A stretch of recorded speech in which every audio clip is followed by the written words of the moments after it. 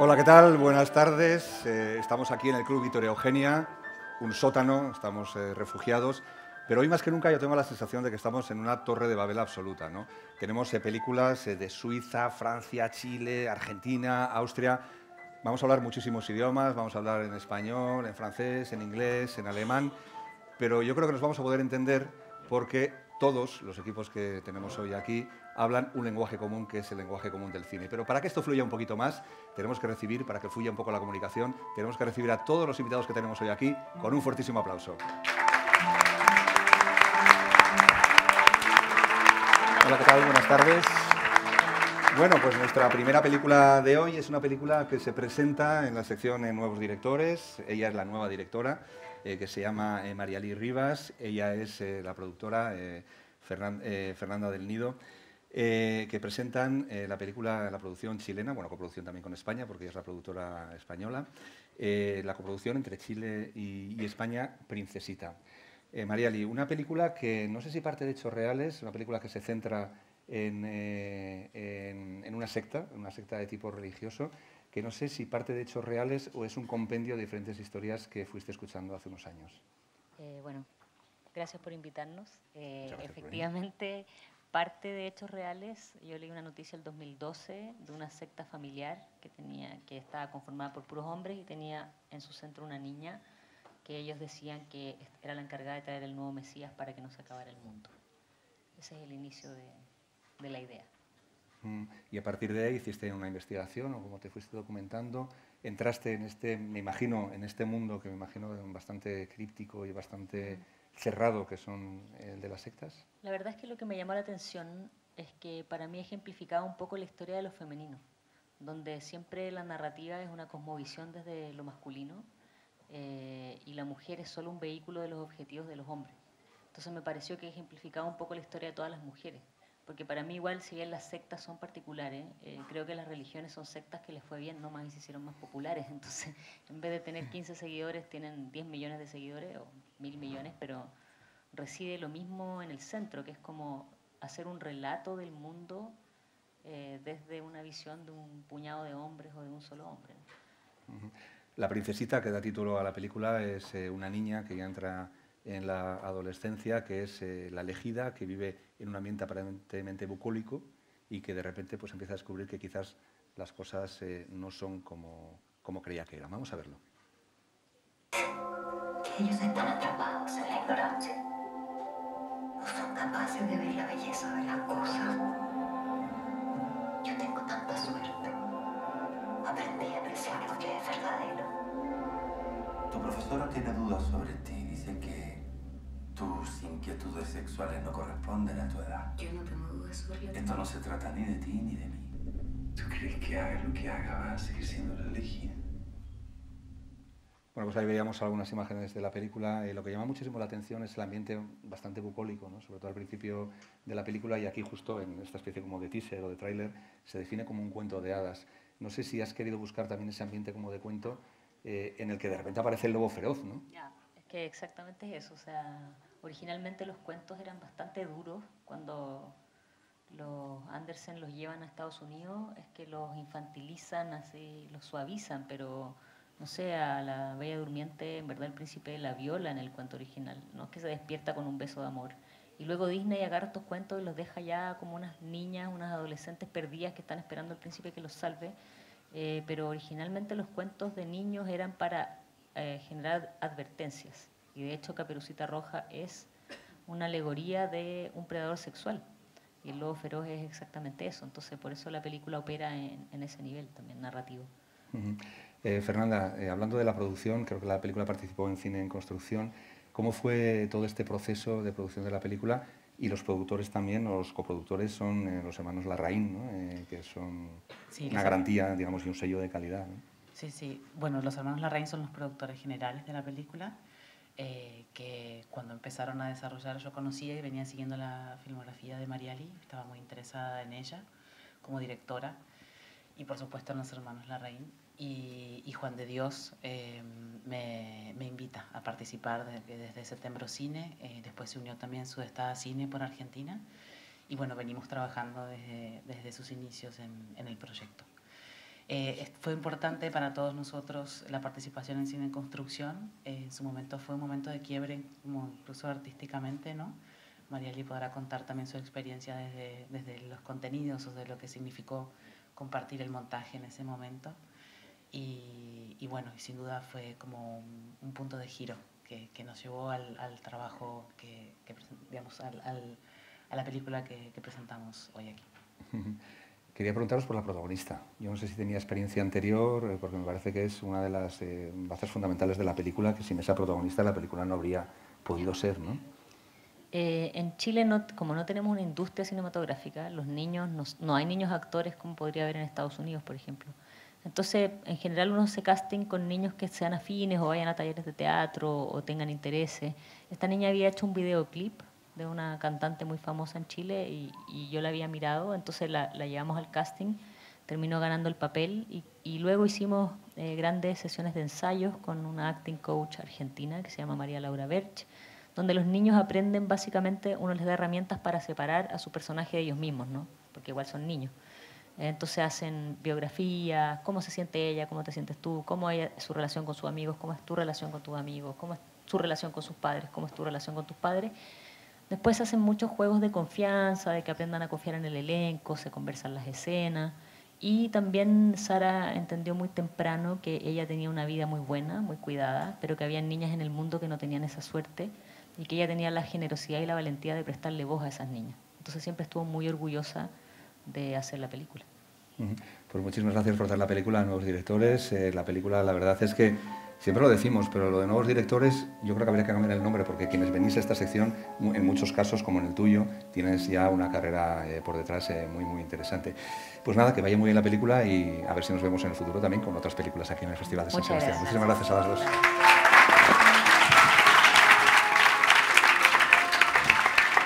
Bueno, pues de Chile nos vamos a Suiza, pero la temática no cambia demasiado porque las protagonistas de nuestra siguiente película son también adolescentes. Muchísimas gracias por venir.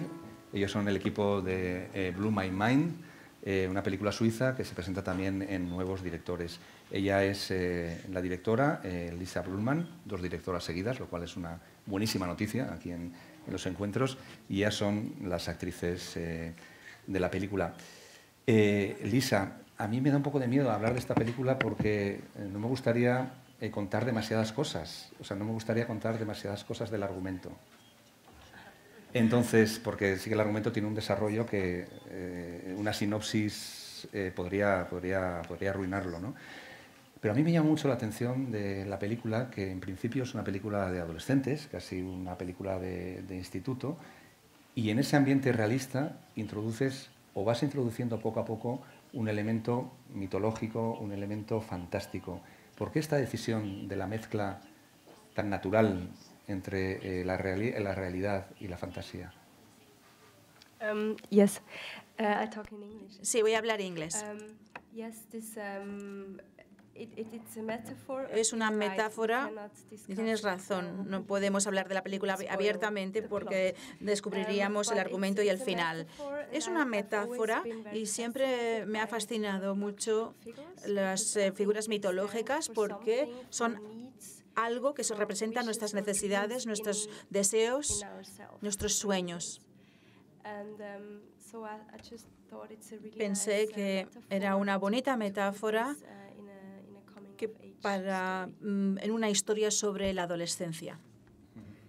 La película es una película sobre un adolescente que experimenta los cambios propios de la adolescencia. Vosotros sois muy jóvenes, tú también eres muy joven. No sé si en la descripción de esta adolescencia y sobre todo en la descripción de las relaciones entre los personajes habéis vertido vuestras propias experiencias. Sí, primero, bueno, Mia es un personaje de ficción, Pero si escribes tu primera película, tu primer largometraje, evidentemente tú has experimentado algo en tu pasado, lo tienes reciente y es fácil basarse en ello. Cuando yo era una adolescente, bueno, Mia es Luna Wettler, que es la protagonista. Este personaje se siente sola, avergonzada, es muy introvertida y tiene mucha rabia contenida. Y creo que muchas mujeres en esa edad sienten lo mismo. A menudo esto lleva a la autoagresividad. Y esto lo conozco muy bien, porque cuando yo era joven conocí situaciones así y que yo quería contar algo sobre esos sentimientos, para saber cómo salir de esos sentimientos en los que necesitas convertirte en mujer por ti misma. Luna es la protagonista. Es la protagonista de la película. No sé si tenías experiencia anterior y me gustaría que comentaras cómo ha sido la experiencia de interpretar a esta chica adolescente que experimenta los cambios habituales de la adolescencia, pero todavía más, cambios muy difíciles de asumir.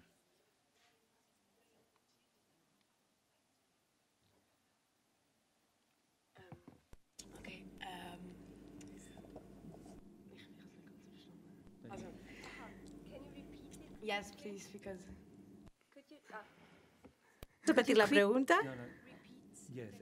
Sorry. No, ¿cómo ha sido la experiencia? No sé si tenía experiencia como actriz antes, cómo ha sido la experiencia en la película y la relación con el personaje. Okay. Yes. Okay, Sí, sí. I did other movies before. No había hecho otras películas anteriormente, es la primera. I never went so deep. Y nunca he ido tan profundamente en un papel, porque había hecho muy poquitas cosas antes. Fue muy difícil en algunos momentos, muy intenso. Pero también era un viaje formidable a través de este personaje femenino. Solo quería preguntarle por una... ¿Puedes hablar alemán? Claro, puedes hablar alemán. Yo quería preguntarle por una escena en particular, la escena del pez, la de la pecera. Yes. The real fish. ¿El verdadero pez? Oh, well. Sí. It's a real fish. Es un pez de verdad. It's not. Bueno, que no, que es broma. Era un poco una cosa estúpida. Gummy bears, but it wasn't nice. Bueno, estuvo bien. Bueno, la historia, para los que no se hayan visto la película, es que come un pez. Vamos a dejarlo allí, ¿vale? Y me gustaría también que el resto de las dos actrices, ella interpreta a la madre, que nos comentara un poco cuál ha sido la experiencia, porque sí que es verdad que en esta película de adolescentes los padres ocupan un lugar ahí al fondo, pero un lugar que también transmite bastante horror ante los cambios que ven en su hija, ¿no? Me gustaría que comentarais, ella interpreta a la amiga, y que comentarais un poco la experiencia del trabajo. Creo que no es difícil, aquellos que tenemos hijos o hijas, no es difícil entender los problemas que tiene esta madre con su hija. Todos hemos tenido problemas con nuestros hijos adolescentes. Este conflicto que tiene en el que ya no entiende a su hija, a pesar de que la quiere mucho, no ha sido muy difícil para mí, porque yo tengo tres hijos y 2 de ellos están en plena adolescencia. Entonces, digamos que conozco los conflictos. La madre es muy dura en la película y se lo toma todo muy a la tremenda y es una persona muy disciplinada y pero en el fondo tiene un deseo de libertad que es el que se refleja en su hija. Me gustaría también que tú comentaras un poco la experiencia en la película.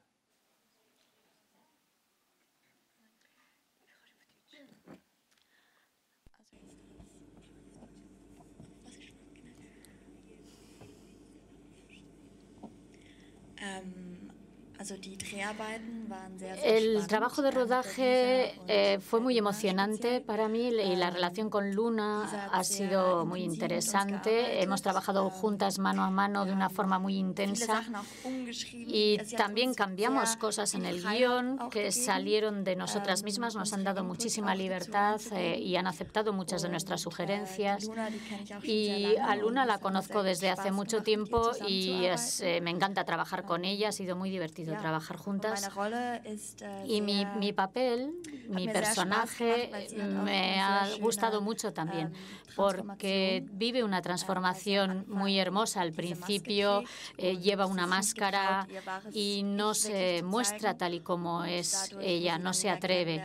Y luego conoce a Mia y poco a poco aprende a ser ella misma. Y pasar por esta transformación de la mano del personaje ha sido muy bonito. Para quien no haya visto la película, ella es la amiga malota. La amiga mala.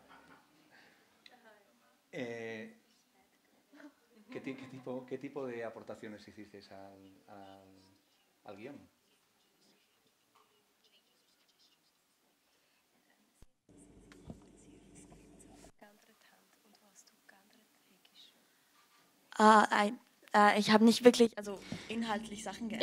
Yo no cambié nada en el contenido, por supuesto que no. Yo no me atrevo a tanto. Pero eran cosas más relacionadas con nuestra relación, lo que salía de nuestra relación, lo que nos parecía que era más auténtico. En los diálogos, por ejemplo, nosotras somos jóvenes y conocemos más un poco el lenguaje de los jóvenes, bastante más que la directora en realidad. Entonces, pues muchas veces preguntábamos si podíamos expresar las cosas a nuestra manera, con nuestro lenguaje. Muchísimas gracias. Me sorprende que te haya llamado un poquito mayor, que haya dicho que eres demasiado mayor. Imagínate lo que soy yo. O sea. Muchísimas gracias por este rato. Siento haber sido un poco crítico con respecto al argumento, porque insisto que es un argumento que se puede destripar simplemente con comentar la sinopsis. Muchísimas gracias, muchísima suerte con la película y muchísima suerte en el futuro.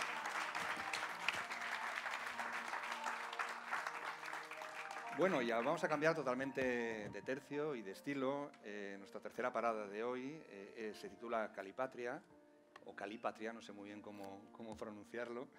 Es un cortometraje que se presenta en Zabaltegui. Ellos son sus directores, Gerhard Trelm y Leo Kalitze.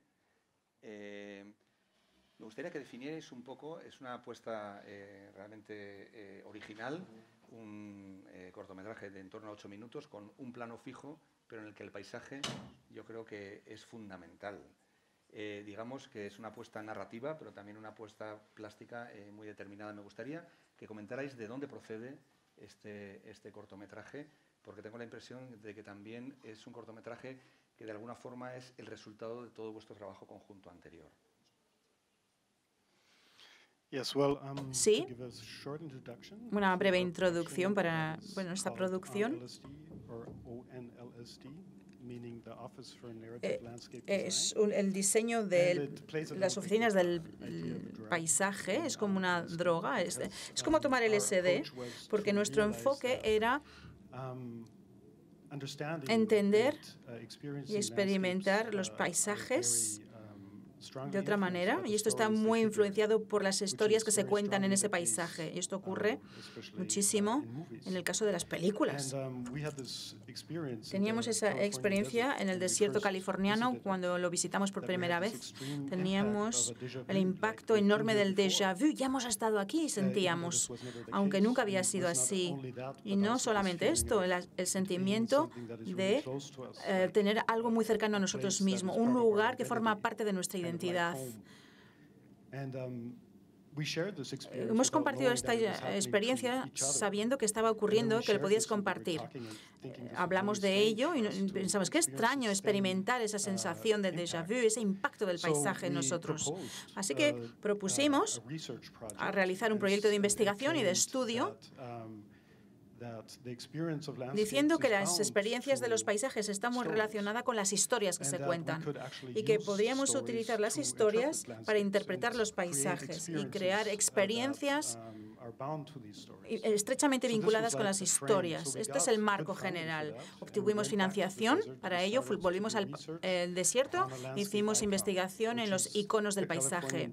El desierto californiano es como el mundo de la frontera, el lejano oriente, oeste. Hay muchas películas, muchas referencias con el cine de Hollywood. Nos interesaba reinterpretar esos paisajes con la gente que vivía allí. Hicimos una película, un corto, después de entrevistar a las personas que vivían allí. Y queríamos saber cuál es el significado del desierto en sus historias. Y retratamos el desierto en base a esas historias contadas en una serie de breves cortos que ya habíamos presentado anteriormente en los últimos años como un compendio de historias breves tituladas Eden's Edge.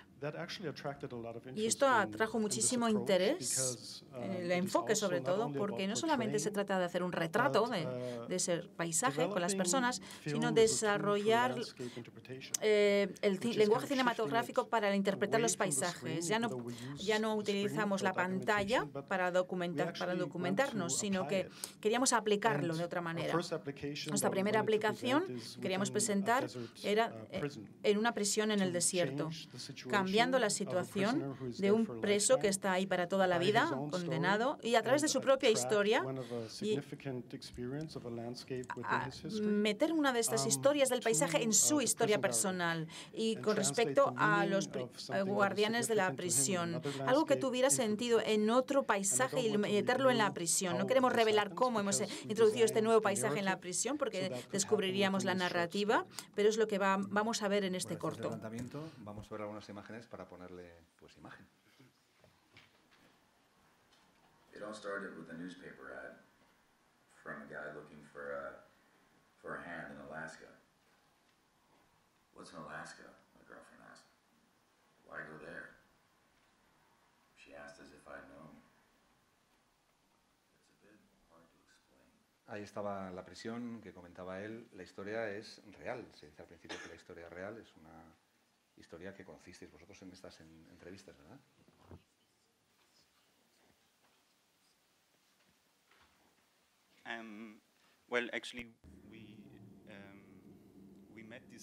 Conocimos a este chico durante la producción de nuestra última película, una serie de cortos, pero no hicimos una película en aquel momento sobre él, por distintas razones.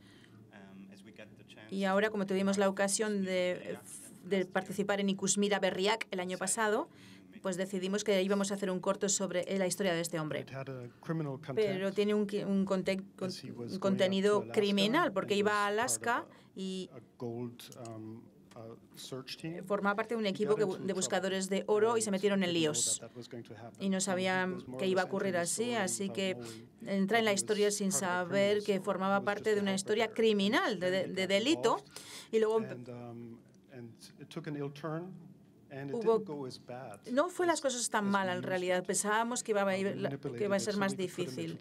Entonces lo pudimos filmar en la prisión. Utilizamos una historia real y lo exageramos un poco para el propósito del argumento. Citaba él la experiencia en Ikusmira Berriak. ¿Cómo fue esta experiencia? ¿Cómo os llegó? ¿Y cómo ha sido un poco esta vivencia? ¿Y cuánto de importante ha sido para la producción de la película?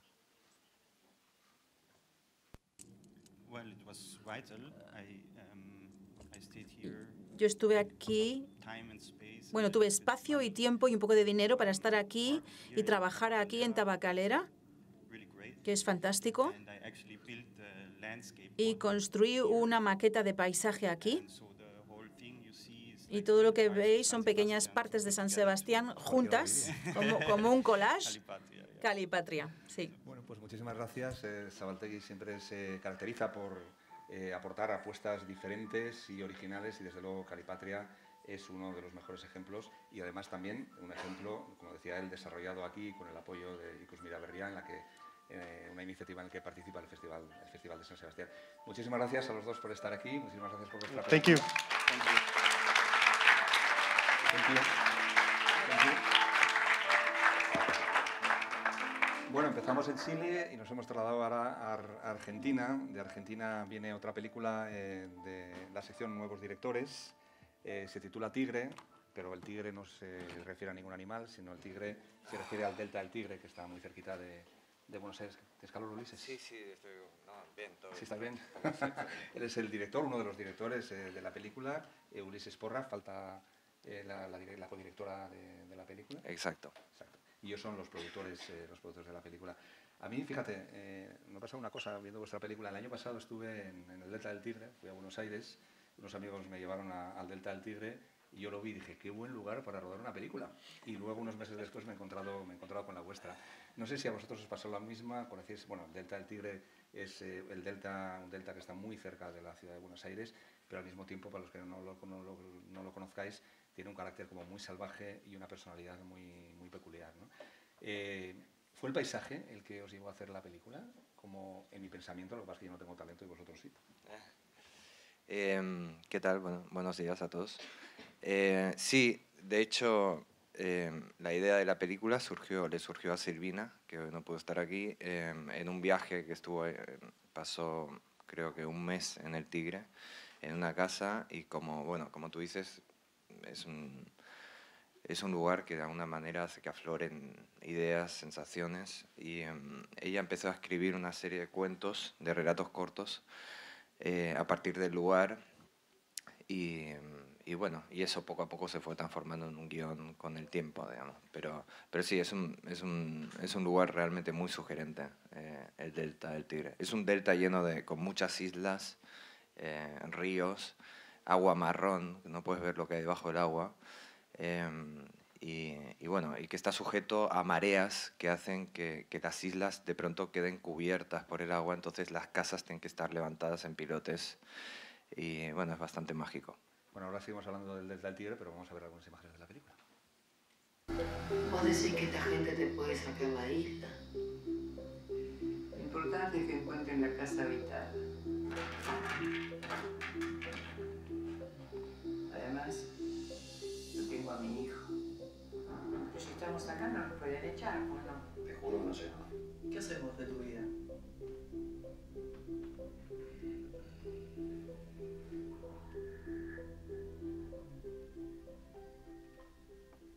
Hablábamos antes con ellos de paisaje, aquí el paisaje también es casi un personaje más, pero dentro de ese paisaje lo que habéis situado es un grupo de personajes y sobre todo se habla de relaciones familiares del futuro y del pasado, ¿no? O sea, digamos que hay una tensión latente tremenda, ¿no? Sí, había algo que nos interesaba mucho, como tú bien dices, el Delta del Tigre está cerca de Buenos Aires, pero es muy grande, entonces a medida que tú te alejas, el lugar se vuelve increíblemente salvaje. Y cuesta pensar que hace 2 horas en lancha estabas en Buenos Aires, en una megaciudad, ¿no?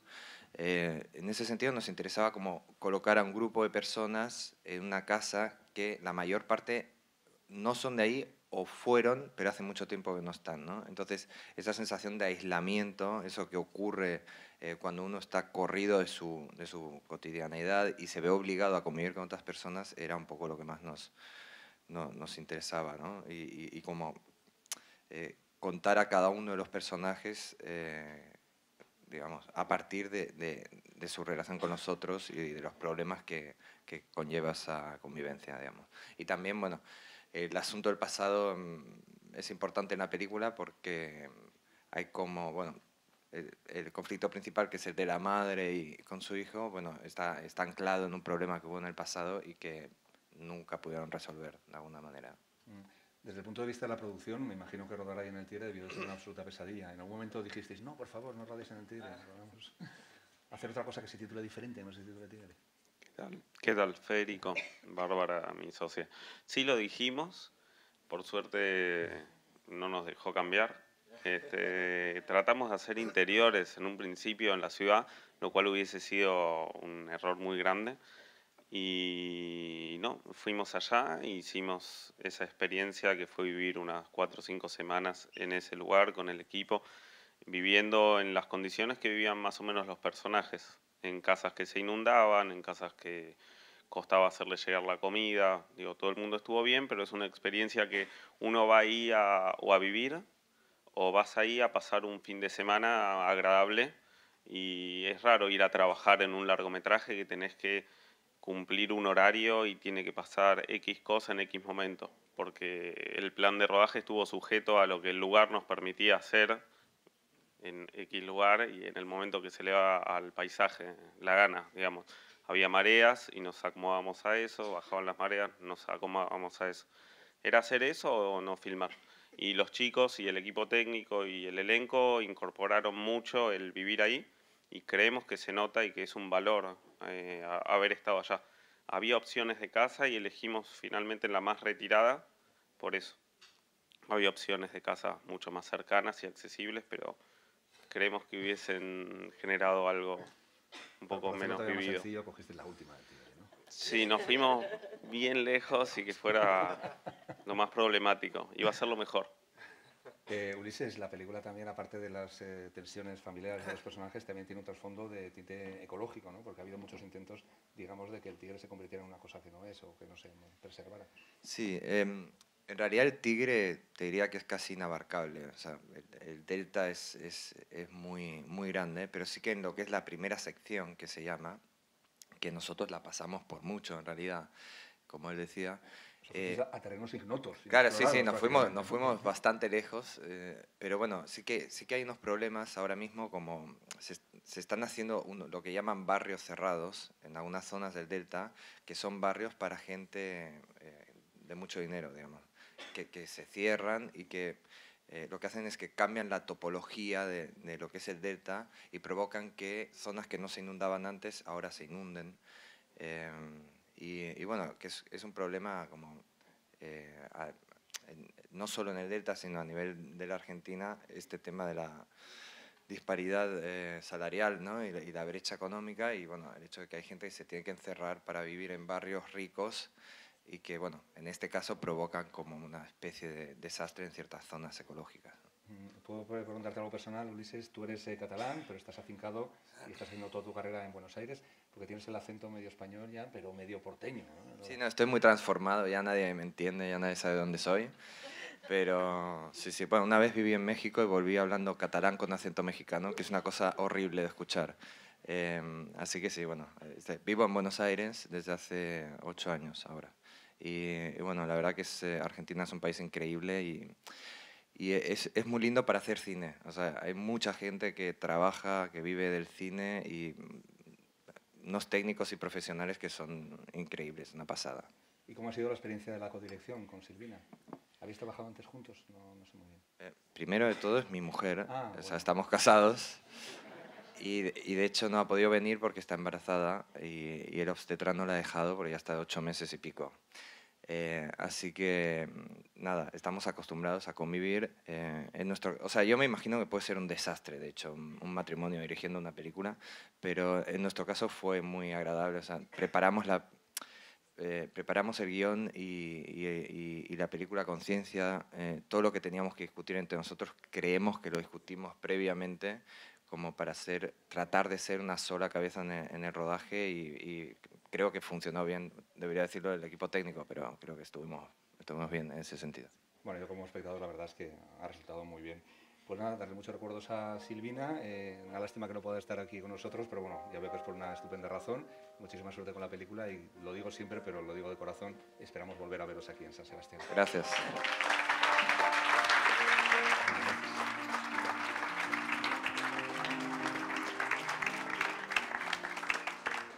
Y ahora volvemos a la primera mesa, pero han cambiado los protagonistas. Xavier, bienvenido. Merci pour être venu. Bienvenido. A ella le había saludado, pero a ustedes no les había saludado antes. Bueno, pues nuestra quinta película de hoy se titula Jusqu'à la garde, en custodia. Es una película dirigida por Xavier Legrand. Ella es Lea Ducker y él es Tomás. Uno de los actores de la película. Él acaba de venir de Venecia, la película se presenta en Perlas, él ha ganado el premio al mejor director en el Festival de Venecia y también el premio a la mejor ópera prima porque es su primer largometraje, o sea que la película lleva una carrera estupenda. Habla sobre un tema realmente duro, el tema de los maltratos dentro del matrimonio, la violencia doméstica y la violencia machista. Xavier, habías dirigido antes un cortometraje también sobre el mismo tema. ¿Por qué has querido volver otra vez a esto con tu primer largometraje? No vuelvo al tema, sino que simplemente es una continuidad a ese proyecto anterior, a ese corto. Cuando decidí trabajar en torno a este tema, quise hacer 3 cortometrajes, una trilogía. El primero se llama Avant que de tout, Just Before Losing Everything. Antes de perderlo todo, cuenta la historia de esta mujer que decide huir de la violencia y la vemos atravesar esta prueba y la vemos un día donde decide refugiarse en su lugar de trabajo para intentar saber cómo escapar y huir. Y para contar cómo seguía esa historia, lo que ocurre después de su vida, después de hacer el cortometraje, me di cuenta de que el tono me valía para contar la historia, pero el tiempo era demasiado corto, la dramaturgia no me permitía hablar de ello en profundidad. Y por ello decidí después hacer un largometraje y acabo de terminar ya ese proyecto inicial con esos 3 cortos en torno a la violencia conyugal. Entonces ahora se ha convertido en un largometraje después del corto. Tiene elementos de película social, pero más que elementos de película social, tiene códigos casi de cine policíaco y de cine de suspense. ¿Por qué se decidió por utilizar los métodos del suspense para esta historia? Porque además la película va en un crescendo narrativo tremendo hasta explotar al final. ¿Tuvo algunas referencias en este sentido? Sí, claro que sí. Voluntariamente quise hablar de un tema social y llevarlo hacia un género, sí, porque también si hubiese simplemente hubiese podido hacer un documental, no, pero pensé que era más interesante buscar un género, ir hacia un género, ir casi hacia el cine de terror, casi acabamos como una película de género de terror. ¿Por qué? Pues porque la película nos habla de una juez que tiene que tomar una decisión que es la de organizar la vida de un niño. Y esa decisión, a veces, y en este caso, puede llevarnos al terror, al horror. Entonces, construí la película así. La película empieza con ese primer plano. Estamos en la oficina de la juez cuando toma esa decisión y terminamos en una bañera, sí, que nos lleva al horror. Así que sí que he tomado referencias como Kramer contra Kramer o Shining, por ejemplo, El Resplandor. El primer plano de la película, que es un plano que es muy impactante por su sequedad. Vamos a verlo, vamos a ver el principio de la película. Voilà ce qu'a dit Julien. Julien a 11 ans, il est en 6e à 1 au collège Théodore Monod de Saint-Dumont et il a dit « Mes parents sont séparés depuis 1 an, je vis maintenant ici avec maman et ma sœur. On va fêter les 18 ans de ma sœur à la salle des fêtes de Viale. On habite tous là-bas chez papy et Nani, sauf mon père. Par contre, je ne peux jamais jouer devant la maison ou dans le jardin car on a peur que l'autre vienne. Papy se met à crier quand il le voit et c'est pas bon pour sa santé. Quand il vient, je m'inquiète pour maman parce qu'il veut juste lui faire du mal, juste ça, c'est pas un père et c'est pour ça que je suis contente de mes parents. El principio de la película te deja bastante helado por su sequedad y por la frialdad de la jueza. ¿Esto refleja un poco cómo suelen ser este tipo de citas dentro del tribunal? Sí, sí, es un reflejo de ello. Yo seguí a una juez durante bastantes días para palpar un poco el ambiente. Y sí, y está ahí para intentar velar que cada uno esté en su sitio o acabe en su sitio. Y ella no se puede decantar por un lado o por otro. Eso es, no se puede inclinar, sin más. Entonces sí que hay una radicalidad, una frialdad y la verdad es que luego vemos a la otra contraparte en un estado de fragilidad, ya sea consentida o no. La separación siempre es un momento doloroso para una pareja, así que yo quería recrear ese aspecto también glacial de esa situación. Ella interpreta a la mujer del monstruo, habías ya trabajado con Xavier. Tu personaje creo que está ya como en la segunda fase, cuando ya digamos que se ha rebelado contra él, ¿no? Pero sin embargo tiene mucho miedo y constantemente estás transmitiendo miedo durante la película. ¿Cómo fue el acercamiento al personaje?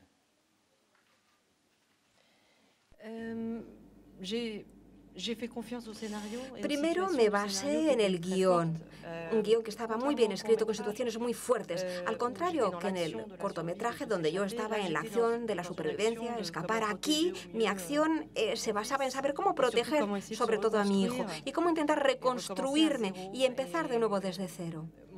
Y mi objetivo era ese, una tentativa de reconstrucción en un entorno imposible. Es imposible reconstruirse cuando sientes ese miedo todos los días. Y al mismo tiempo hay que avanzar a pesar de todo, ¿verdad? Entonces dejé llevarme por esas situaciones y también estaba la presencia de Thomas, claro, mi aliado en todas esas secuencias. Y ha sido una experiencia única y excepcional. Era la primera vez que tenía que trabajar en escenas tan dramáticas y además acompañada de Thomas, tan joven como es. Así que lo hicimos juntos, ¿verdad? La verdad es que no me obsesionó la preparación. Dije, voy a dejarme ir un poco en el rodaje con Xavier y con Thomas y con Denis, claro, también, que tiene una presencia muy, muy poderosa, muy fuerte y además perturbadora, puesto que también es una persona humana. A mí la idea del monstruo siempre me perturba un poco, porque no es el monstruo, sino el hombre, el individuo, la humanidad, de lo que estamos hablando. Y eso es lo más trágico, es que ella no puede reprimir esa violencia. Y eso también me interesaba mucho, y ese también era uno de los objetivos de Xavier como realizador. Tomás, ¿cómo ha sido el trabajo? Porque la verdad es que tienes mucho miedo durante toda la película. ¿Cómo o qué trucos usaste para transmitir tanto miedo?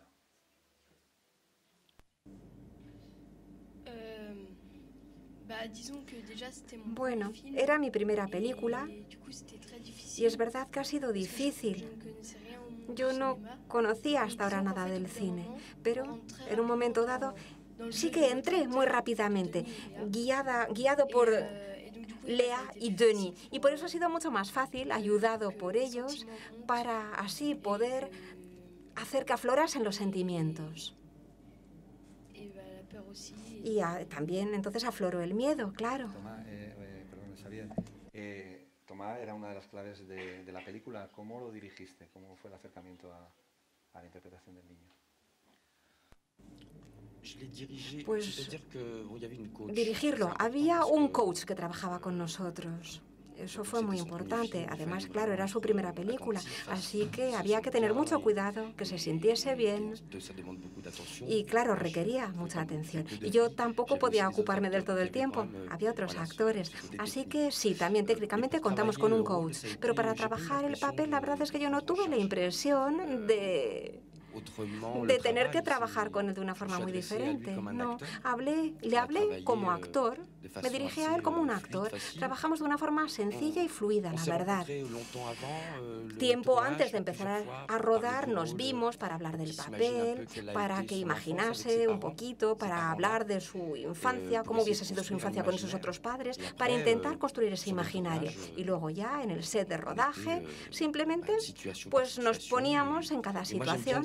Y a mí me gusta dirigir desde un punto de vista técnico, de dirigir técnicamente, la verdad, y en silencio.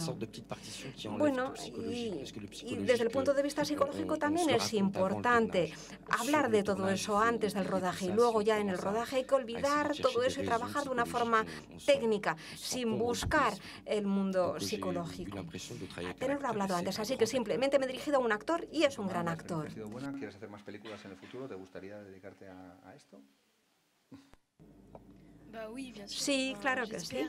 Eso espero seguir y convertirme en actor. Pero va a ser difícil. Pero bueno, eso espero. Y yo a mí mismo me deseo buena suerte. Bueno, pues muchísimas gracias a los tres por haber venido. Creo que va a ser una de las películas de la temporada. Una película muy arriesgada, muy atrevida y que pone el foco en uno de los problemas tremendos que viven nuestras sociedades. Muchísimas gracias a vosotros, muchísimas gracias a todos los equipos por acompañarnos hoy y a todos vosotros, si queréis, mañana nos vemos aquí a la misma hora. Hasta mañana.